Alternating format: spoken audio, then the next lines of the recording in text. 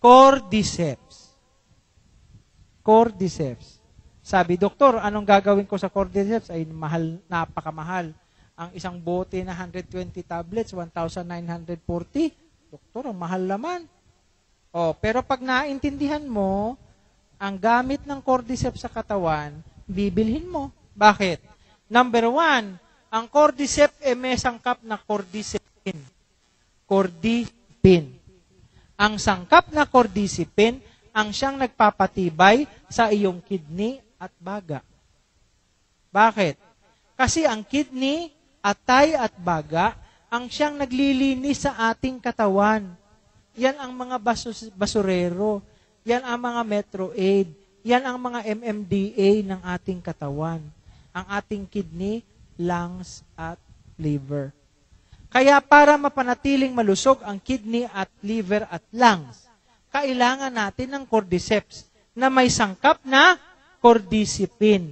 Dahil ang cordycepin, yan ang nagpapatibay lalong-lalo sa ating kidney at baga. Ano pa? Ang cordyceps ay merong polyamines.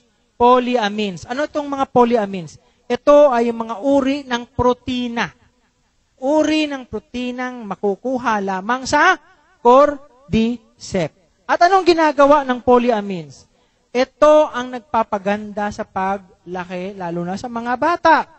Dahil pinapadami nito ang growth hormones sa katawan. Kaya kung merong isang tableta na pwedeng ibigay sa bata, cordyceps. Bakit? Lalo na kung medyo pandak ang bata mo, gusto mong lumaki-laki, tumangkad-tangkad ng konti. Painumin mo ng cordyceps para dumami ang kanyang growth hormones. Growth hormones. Sa pagdami ng growth hormones, sa pagganda ng laki. Doktor kami, ganito na ako, hindi na ako tutubo. Kailangan ko pa rin ng growth hormones? Yes. Kailangan pa rin natin ng growth hormones dahil ang growth hormones ang nagpapanatili ng lakas ng ating cells. Ang growth hormones, again, ang nagpapanatili sa lakas ng individual cells ng katawan. Ano pa? Sa mga lalaki. Sa mga lalaki. Ang polyamines ang nagpapaganda sa semilya ng lalaki. Ang tayo, sa mga may pamilya, ang anak natin ay nabubuo at ang ating karakteristik ay nabibigay natin hati-hati. Ang babae, 50% ng karakteristik na papasa sa anak. Ang kalahati na 50% ay galing sa ama. Ngayon, sa babae, ang inyong karakteristik na napapasa ay nasa ovaryo ninyo. Nasa ovaryo. Sa lalaki, ang karakteristik na napapasa nyo sa inyong mga anak ay nasa semilya ninyo. Ibig sabihin, mga kababaihan, kapag ang resulta ng inyong pagmamahalan ay hindi kaaya-aya, alam nyo kung sinong sisisihin. Sinong sisisihin? Si daddy. Bakit? Pangit ang kanyang similya. Yan, no? Kapag hindi, kaya kayong mga lalaki, gusto nyo medyo gwapo ang inyong anak, ay mag-cordyceps kayo. Medyo gwapa, magandang anak nyo, ay mag-cordyceps kayo. Ganon.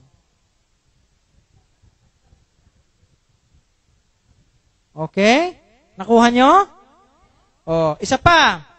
Ang cordyceps at pinakamahalaga sa lahat. Kalimutan nyo na yung mga similya-similya na yan. Kalimutan nyo na yung mga growth hormone. Ito ang hindi nyo dapat kalimutan. Ang cordyceps ay merong sangkap na vanadium. Yan, vanadium. Isulat, vanadium. Ito ay tumutulong para maibaba ang asukal sa dugo. So, ang vanadium ay mainam sa mga may diabetes. Dahil ito, sa kawalan ng insulin, ang vanadium ang siyang tumutulong para maibaba ang blood sugar. Kaya, cordyceps, mahal, pero kung diabetic ka, mura. Dahil alam mong panlunas sa iyong mataas na blood sugar eh. Oh, di ba? Ang metformin na binibigay ng doktor, maiging magpababa ng blood sugar, pero nakakasira sa atay. Ang cordyceps na may vanadium, nakakababa ng blood sugar, pero hindi ka mamamatay. Yun na lang ang tatandaan nyo. Oh, may metformin ako maintenance eh. May glimepiride ako na maintenance eh. Oh. Pero yung metformin mo, sisirain niya ang atay mo. Ang cordyceps, hindi. Yun ang dapat yung pakatatandaan.